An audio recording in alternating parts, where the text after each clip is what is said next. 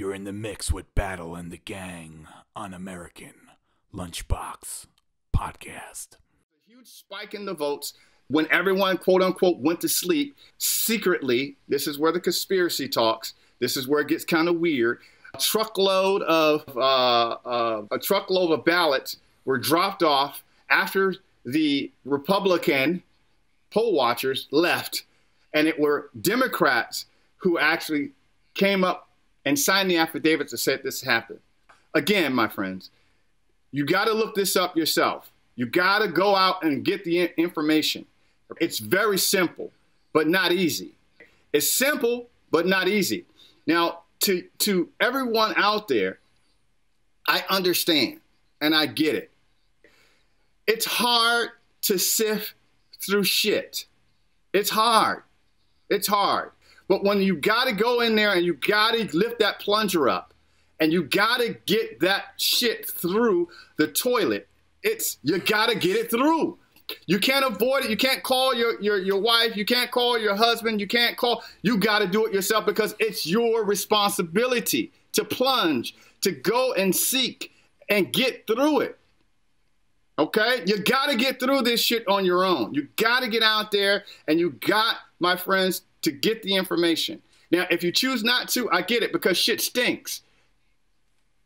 And I don't want to be around it. I get it.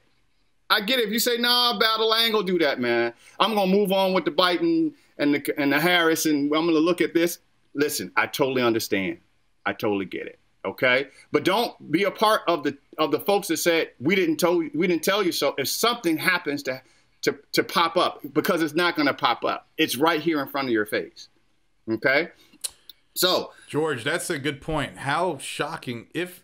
In the odd chance that Trump won, with these people that have done this, look, it's one thing if people said, you know what, fucking Biden, all right, I'm going with Biden. It's another thing if people said, blah, blah, blah, blah, blah, blah, blah, blah, blah, blah, put their fingers in their ears. Could you imagine if Trump pulled this off, how hard those people's heads would explode? It looks like a very slim chance at this point, but I guess the point that I think you're making and that I'm trying to make too is that stop being surprised. Stop putting yourself into positions to be so surprised. Exactly. Exactly. Well, I think every conspiracy theory has a little bit of truth to it.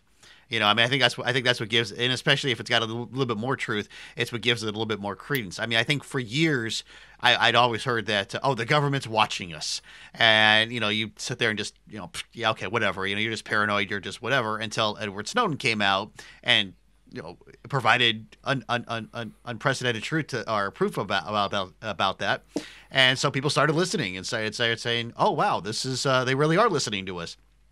And that's right. And there could be a case where maybe 10 or 15 years from now, maybe there is actual evidence to suggest that the Democrats conspired to go out there and keep Trump out of the White House again. There could be, listen. But right now there is no evidence to it. All it is speculation, and all it is the Trump legal team just throwing as much shit against the wall to try to literally to quote George there. They're just trying to throw as much shit against the wall and hope something will stick. Well, I tell you what, Giuliani and he's talked for about 30 minutes, 35 minutes. He talked and then he came back because he has to have the last word. Giuliani he was dripping with information. He was dripping with information. Bruh, anybody who have hair dye know you ain't supposed to come out and sweat 20 minutes after you put your hair dye in. Come on, Giuliani. Come on, Giuliani, man. Come on, man. Stop it, bro. Come on, man. Where your stylist, bro? Where your stylist? The fuck is wrong with Giuliani?